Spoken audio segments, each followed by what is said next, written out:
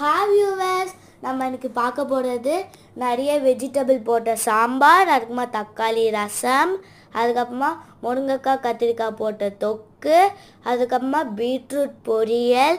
லாஸ்ட்டாக நம்ம சாதத்தை வடித்து அதுக்கப்புறமா சாப்பிட்டு இலையை போட்டு சாப்பிட்டுட்டு நல்லா போட்டுட்டு நல்லா சாப்பிட்டுட்டு அதுக்கப்புறமா கமெண்ட் பண்ணுங்கள் எப்படி இருக்குன்னு.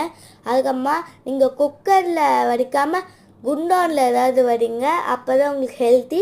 அதுக்கப்புறமா வாழை இலையில் சாப்பிடுங்க, அது ரொம்ப ரொம்ப ஹெல்த்தி.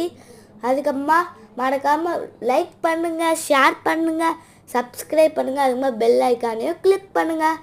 சாப்பிட்டு என்ஜாய் பண்ணுங்கள்.